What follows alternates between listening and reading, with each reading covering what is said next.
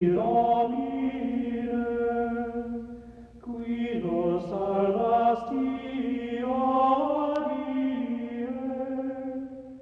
in ad nocte nos protege, et salvam me temporem. Ad est donum propitium, et parce supplicantibus, tu dele. Freddie Van Dyke got up early in the morning, figuring he could take it easy. Maybe after a little exercise, catch up on some paperwork that had started to pile up on his desk. Unlike the old days when he was still a young private investigator in the city of Amsterdam, and with energy to spare, Freddie Van Dyke, or Freddie Euro, by which name he was still known by many, could work on case after case without giving it a thought. Now, after 28 years in the business, and feeling more often than not that it was time to retire, longer and longer breaks were needed for him to kind of catch his breath before embarking on the next assignment. He considered going for a morning walk as the weather was pleasant and the forecast had been for an all-around nice late summer's day. His plan had been to return to his home and main office in Amsterdam, Holland as soon as possible, after tying up a few loose ends following the Fraulein investigation which had brought him to Canada.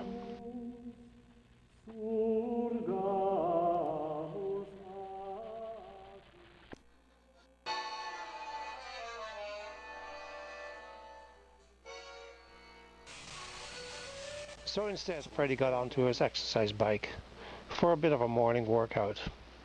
He had barely started cycling, however, when a cell phone rang. He fumbled around for it, and when he retrieved it from the pocket of his trousers, answered. Hello. Goedemiddag, mijn naam is Diederik van der Hoeven. Kan ik misschien met Freddy Euro, ik bedoel Freddy van Dijk spreken?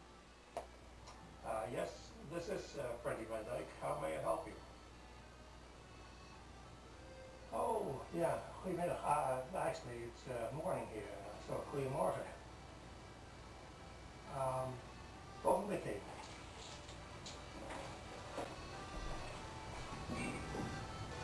Yes, we can speak English or Dutch, it really doesn't matter. Yeah, it is morgen here. This morning. It's afternoon over in Holland, isn't it? How's the weather there? Not bad? Good. Yes, I am in Canada at the moment. I'm in my branch office here in Sarnia, Canada. Maar hij komt toch naar Amsterdam? I was just about to make my way back to Amsterdam. Yes, I am still in Canada. Oh, I see. You have a home in the south of France, and you're looking for a long lost brother, where you suspect may be near MANOSQUE. Well, I'll tell you what, okay, I can make those arrangements. If you could wire me all the details, or email me all the details, and I'll make arrangements to fly to Paris, and from there I can take the train to MANOSQUE, and I can do that first thing and meet with you down there. How's that? So you'll be leaving Maastricht. You'll be driving down from Maastricht, Holland, down to. Oh yeah. Okay. So I'll see you in MANOSQUE. Okay. I will keep you posted as to exactly the date that I'll be arriving. I look forward to meeting you. Very good. Thank you. Bye bye.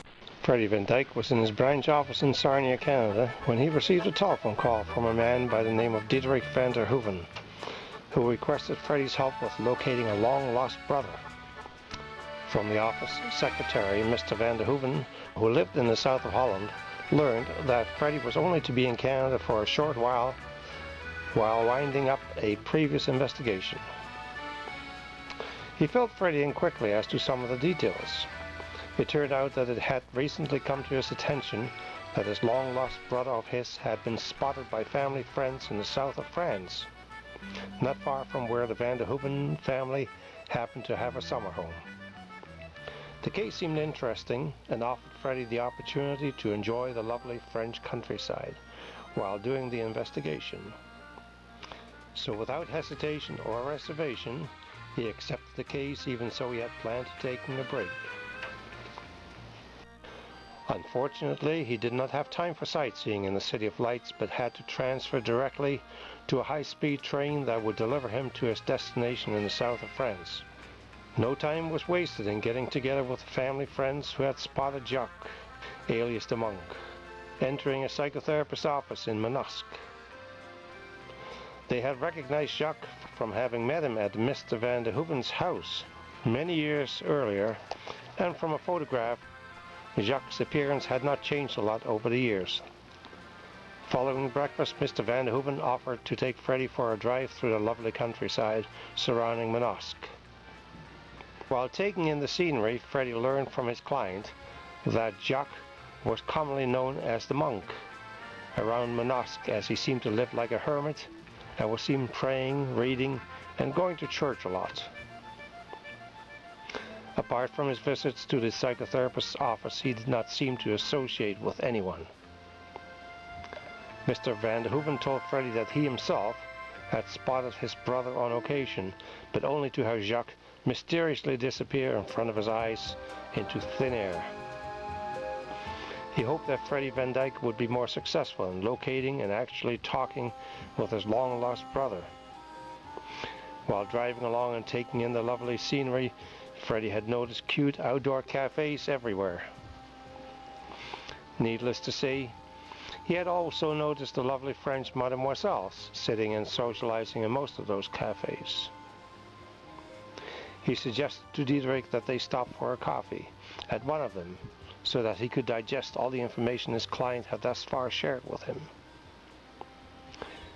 Freddie quickly discovered that his favorite coffee was called a Grande Crème, and that it was served in large cups. Back in the car, Freddie began to question his client about Jacques' relationship with the family. Mr. Van de Hoeven advised that as Jacques had wanted to become a brother, monk or priest from the time he attended a parochial elementary school as a youngster. All his teachers had been brothers, and he had great respect and admiration for their dedication and monastic way of life. After completing a Catholic high school in Amsterdam, where the family was living at that time, he announced that he wanted to become a priest. To his family's surprise, the seminary of his choosing, however, would not be one of the many possibilities in Europe, but rather one in Corpus Christi in the state of Texas, USA. Freddie Van Dyke advised his client that he wanted to set up a surprise encounter with Jacques in a place where the monk was unlikely to suspect it. There were several places just outside the city that Jacques seemed to enjoy visiting. Following a pleasant coffee break with his client in a quaint French cafe, Freddie explored the area around the attractive ruins, made some inquiries, but came away empty-handed. Freddie did not want to overdo it on his first day of investigation, so he recommended to his client that they have another coffee break. He felt that the break would help him digest all the new information, collect his thoughts, and plan the next phase of the investigation. Back at his client's home, Freddie relaxed for the evening, went to bed, and got up next morning for a refreshing swim, and had his customary leisurely poolside breakfast. Following his petit déjeuner, Freddie asked Diederik to drive him to Manosque, as he had managed to make an appointment with Dr. Rochambre. The doctor had understandably been somewhat reluctant to meet with Freddie to discuss the monk, but in the end had agreed to a very brave meeting. Freddie arrived at the doctor's office on Rue Notre Dame shortly before 10 o'clock in the morning. He entered and looked for a receptionist. He heard the clicking of a busy typewriter and found the doctor's secretary in a small office at the end of a narrow corridor, busy filing her nails. Bonjour, mademoiselle. Oh, bonjour, monsieur. Je suis Freddie Van Dyke. Oh, comment allez-vous, monsieur Van Dyke? With the help of a little bit of French that he had learned in school, Freddie announced himself. Merci. J'ai rendez-vous chez Dr. Legendre. Oui, monsieur. C'est 10 heures ce matin. Pardonnez, mademoiselle. He immediately realized that he had seen the secretary before, and that he knew her from the Amsterdam Red Light District Fraulein investigation. Another question. You look somewhat familiar. Yes, you do too, Monsieur Van Dyke. Did you live or work in Amsterdam by any chance? Oh yes, I did live in Amsterdam, and because you do remind me of someone I met there one time, and her name was Samantha. Matter of fact, I worked for someone by the name of Fraulein, Madame Christina. So you do know me. That is you. Oh, wonderful, wonderful. So that was on the Zeedijk? That's correct. Weren't you Freddy Euro? Isn't that what you were called, Freddy Euro? Oh, oui, yes. Possible if I gave you a call sometime and maybe we could get together for coffee? Yes, I would love to get together with you sometime, and we'll have coffee and talk some more. Excellent. Great. In the meantime, Dr. Legendre is expecting me at 10 o'clock. Would you mind letting him know that I'm here? Yes, I will. I'll page Dr. Legendre. Oh, Doctor. Oui, yeah. Monsieur Van Dyke, ici. Merci. Oui. Okay, you go right ahead. He's waiting for you now. Bye-bye. See you soon. Thanks very much. So, merci, thanks again, and hopefully we'll talk to you soon. Bye. Meeting Samantha brought back a flood of memories for Freddie, some good, some not so good, involving the Fraulein Christina investigation. One thing was clear: Samantha had had a major change of lifestyle, one from call girl to secretary. She did not seem to have lost her flirtatious, somewhat seductive mannerism, however. Dr. Legendre was expecting Freddie and turned out to be much friendlier than anticipated. Well, can I come in? Oui, sure. Come on, Dr. Who, how are you? Not bad. We do speak English here, so you don't have to worry. Excellent, thank you very much, sir. Speak, how you say, broken English, but I speak not too bad. You speak very well, thank you. And I'm Dutch, but I speak English because I spent a long time in Canada. Okay, appreciate it. Please have a seat, we talk. Pleasure is mine. I appreciate it very much. As you remember, I gave you a call the other day to ask about the monk. And because he had been seen well, if he goes into your office, and maybe you are his therapist, and perhaps you could help me a little bit. Well, I don't know what I can tell you. Doctor-patient confidentiality. Yes. I'm not sure I can, what help I can give, but... Talking with the psychotherapist, Freddie noted that the doctor fidgeted uneasily every time Jacques was mentioned. Maybe you can help me, because you are a psychotherapist. I had this dream the other night about the monk, and the monk, he seemed to be moving from place to place instantaneously. One minute he was here, next minute he was there. It was kind of like an astral projection kind of a thing. Do you know anything about that? Well, not really. I do have a colleague, Jean-Baptiste, I could call, make arrange, maybe we could talk. He is professional in the occult. He studied the occult, he studied religion. So you want to know about the monk? Yes, monk. He is this is the church he attend. He's Saint Xavier the Mosque, Okay. the MANOSQUE, whatever. Yeah. You must take those. If I could have that, I'd appreciate it.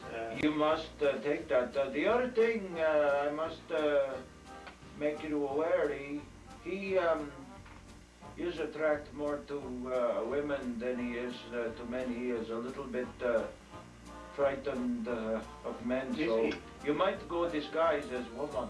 That's good. Then out of the blue, the doctor advised that the monk was uneasy around men, and that perhaps Freddie might have better luck if he tried approaching Jacques dressed as a woman. I have the outfit in my closet. Yeah, I do believe you might not have to buy. I give you loan. Wow, that's excellent. I appreciate that. I have these guys for you, so you might not... I really appreciate it. Can I ask you one question, Doctor? Your English is so good. Well, I study I did some study in the University of Sicily. I was professor of psychotherapy. I was also professor of psychotherapy, University of Montreal, Quebec, Canada. Interesting. It wasn't until Dr. Rashandra found out that Freddie was a fellow musician that he relaxed considerably. Well, I am a musician, guitar player. You are? At Blackwater Cafe. I play guitar too. Oh, really? Yes, yes. It is nice to meet you, a fellow musician. Yes. I play jazz guitar, blues. Oh, fantastic. I play the same one kind of music. I play the same. I would be most appreciate if you could join me on stage sometime. You would mind if we jammed a little bit together? Together we play. We would be nice to play. I enjoy us to play. And what's the name of that place? Blackwater Cafe. Blackwater. Friday night, 8 o'clock. Yeah, I've seen that Blackwater Cafe. Primarily at that side of town, we are primarily English. I would prefer if you could be there 7. 7 sounds good. That way we could set up, do sound check, mic check, guitar check, and then we could play. Sounds good. Sounds really good. There is possibility if I could make arrange for to see Jean-Baptiste, you to see Jean-Baptiste, maybe we could make arrange meet Black. Close to lunchtime, and Samantha started to get herself ready for going home. On Wednesdays and Saturdays, she only worked from 9 till 12. That sounds excellent. I appreciate that too. All other weekdays, it was working 9 to 5. And what a way to make a living, compared to the old days in Amsterdam's red light district. Very nice. Bonsoir, Dr. Rashandra. Bonsoir, Monsieur Van Dyke. It was really nice meeting you. I enjoyed talking to you for a few minutes, reminiscing about the old days. Looking forward to that cup of coffee. So, good evening. Bonsoir. A nice evening. Bye-bye. Before leaving the office, however, she quickly tried to make a date with Freddie Van Dyke. It has been pleasure. Follow me. Thank you. Monsieur, come this way. I show you this. Okay. This is the outfit you must wear. I give loan to you. Think it will fit you, Doctor? Oh, definitely. Definitely. I give loan to you. You bring back. Oh, they have the wig and. To Freddie's astonishment, the doctor even offered to lend Freddie an entire female wardrobe, wig and shoes included, which he happened to have hanging in his office. Can I try it on?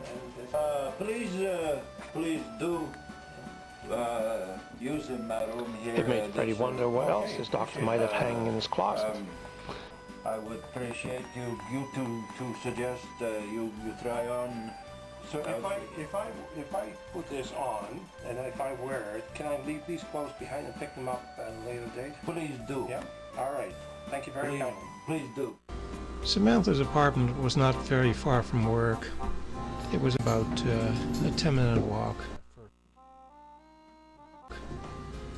As soon as she got home, she went through her normal routine of turning the television on for a little bit of news and entertainment, and then got herself settled to make an important phone call.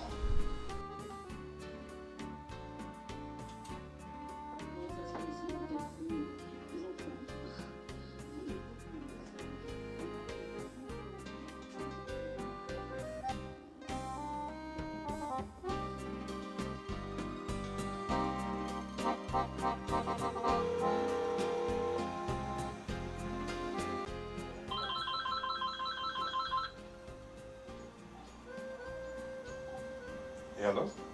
Oh, hello, Jacques. It's Samantha. I have some more information for you. Très bien, Samantha. Go ahead, but as always, keep it short. Shall do. Thank you. Now, Dr. Rashandra had a visitor today by the name of Freddie Van Dyke. He came to see the doctor to inquire about you. Mr. Van Dyke is a Dutch private investigator. He's working for your brother Diederik, who claims he wants you back in the family. Anything else, Samantha? Well, actually there is else. I did overhear the fact that he suggested to Freddie Van Dyke that he go to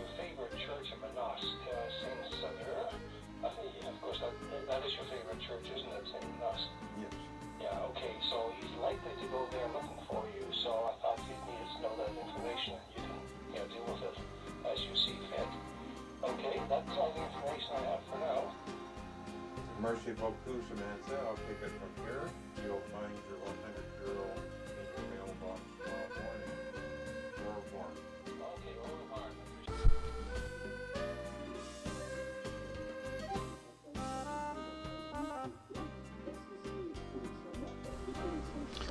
Samantha had always been interested in making a little extra money. It probably started when she was still a hooker in the red light district in Amsterdam. This time she saw an opportunity through the monk. Unbeknownst to Dr. Rushandra, he was using his secretary to gather information for his own purpose. Meanwhile, back at Dr. Rushandra's office, Dr. Freddy Van Dyke was prepared to hit the streets as Frederick Van Dyke. And after thanking the doctor, he went on his way. Thank you so much, very much. I look forward to our guitar session at Blackwater Cafe. Freddie had been pleasantly surprised at Dr. Rashandra's cooperative and friendly demeanor. After spending less than an hour together, it seemed like they had known each other for years. Both were eager to meet again, especially for the purpose of making music. I look forward to it. Thank you very much. Thank you very much again. Thank you very much for your time. Look forward to seeing you soon. We see you later. Thank you. Let me see you out there tomorrow. Yeah, thank you. Goodbye. Freddie Van Dyke left Dr. Rashandra's office all decked out in his female wardrobe. He hailed a taxi who promptly delivered him to St. Sever Church downtown MANOSQUE.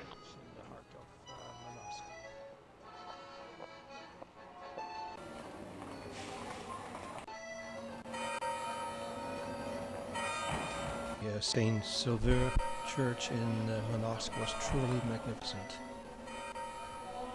It was everything the doctor had said. It was old, huge pillars, except for the Gregorian chanting. It was fairly quiet inside this beautiful old church, when out of the blue,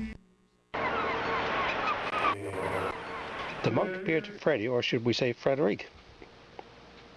Frederick was startled by the apparition and realized that she had been investigating a person with apparent supernatural abilities. Needless to say, this experience called for a coffee break. A Grand Graham cup of coffee was exactly what Frederick needed to soothe her nerves, and of course think about how to explain the event, as well as the new wardrobe, to her client. She had arranged to be picked up by Mr. Van der Hoeven at about noon that day, in the vicinity of the doctor's office. Frederick took a little bit of time she had to wander around and look in a few shops when she heard the sound of an accordion. This was indeed a very pleasant surprise, to be able to listen to a real French accordion player, La Vie en Rose. However, Freddie did not have a lot of time to enjoy this performance, as he had to meet up with Mr. Van der Hoeven and prepare to get over to the Blackwater Cafe, where he was supposed to meet with Dr. Rashandra and Dr. Baptiste. The meeting with Dr. Rashandra and Dr. Baptiste was held as planned at the Blackwater Cafe over a nice cup of coffee. Dr. Baptiste tried to explain his interest and skills in the area of the occult and the supernatural. Unfortunately, it all sounded like a completely foreign language to Freddie. He had to confess that he had no idea what Dr. Baptiste was talking about, and that all kind of went over his head. He acknowledged, however, that Dr. Baptiste seemed to have certain skills and knowledge that could be very useful in the investigation, and that future meetings would certainly be appreciated. When Dr. Rashandra received a call on his cell phone, it was decided to terminate the meeting. We're going to have to take a cut for a minute. Hello? Before leaving Blackwater Cafe, Freddie Van Dyke got Dr. Baptiste's phone number, and the two of them agreed to get in touch with each other to discuss the supernatural aspect of the investigation a little further. Bonjour. Bonjour. Freddie telephoned Dr. Baptiste the same evening and arranged to meet with him the next day again at Blackwater Cafe. Perhaps we could meet over lunch somewhere. Would that be possible? I suppose I could make the journey. Okay. Yes, Blackwater Cafe sounds great. I'm not in anything very difficult at this time. We have an enjoyable time there. Blackwater Cafe in MANOSQUE was a very popular cafe with intellectuals, professionals, and artists where they could gather to speak English. 2 o'clock sounds great. English had been for some time the preferred language for communication amongst the intellectual elite in MANOSQUE. Now it may be cooling off a bit this afternoon, I heard on the weather news, so I may have to put my jacket and sweater on because it started off kind of nice in the morning and it's nice and sunny, but it's supposed to be cooling off this afternoon, so. Yeah, I know. The weather is a little bit changeable this time of the year. Okay, look forward to seeing you there. Au revoir. Thank you very much. Merci. Bye-bye. Au revoir.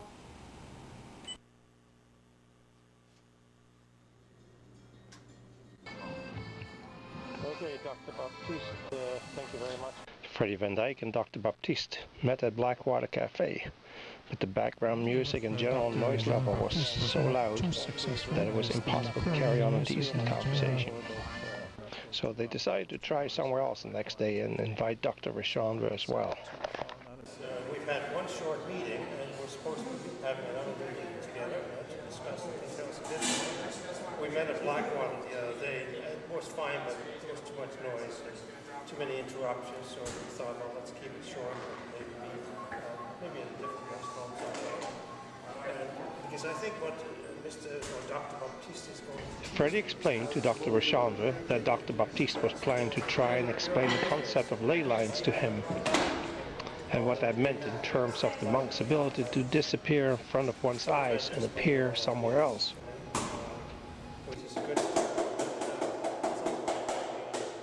But they had barely got into a discussion about ley lines when someone started to do some hammering in the restaurant. The noise level again prevented them from having a worthwhile discussion. So instead they drank a lot of coffee with the customary French toasts. At this meeting, Freddie noticed that Dr. Richandre had shaved his beard off and had cut his hair very short. Dr. Richandre explained. I also wish to go disguise, so... Oh, you too? Interesting. To help out with your case, I would like to help out, so I go disguise. I trim the hair, I shave the beard, trim the beard, I believe that disguise is important when you are... Dr. Baptiste advised that he wasn't prepared to shave his beard off, but might take a little hair off the top of his head. Freddie was very impressed with the sacrifice that both Dr. Richandre and Dr. Baptiste were willing to make to help with the investigation. At that point, he explained to his two friends that he had to do some shopping for the purpose of his own disguise, namely that of trying to find the monk dressed as a woman. He found a nice little ladies' wear store not far from Café Jardin. Bonjour. Bonjour. Bonjour. Do you speak English? Yes, we do. Yeah, thank you. Very well. I just want to look at this. I have a couple of questions. I'm looking for some nice little ladies attire. It's all women's attire here, so that's good. Do you have any white skirts? We have black and white. Black and we white. have a short white one that I wear. Yeah.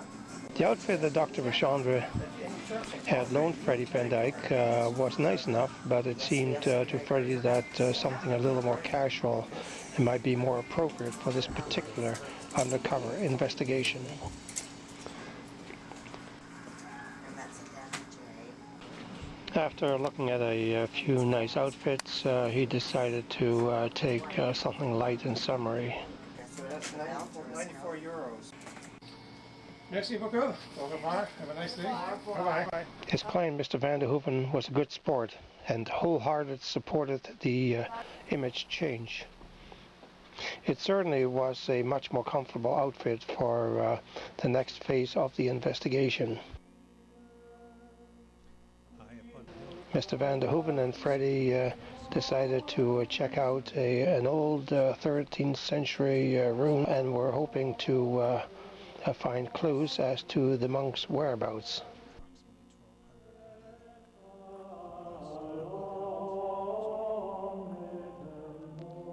He could not have known that Samantha had once again passed on information to the monk regarding his activities that day. Oh, hello, Jacques. It's Samantha. I have some more information. And then it happened, as it had in St. Sever Church. Mr. Van der Hoeven, who happened to be elsewhere on the hill, as it turned out, did not see the apparition. Intrigued by the event, he told Freddie that there was an old abandoned abbey nearby that was once inhabited by a recluse monk, not unlike Jacques. He suggested that we check this place out before going home.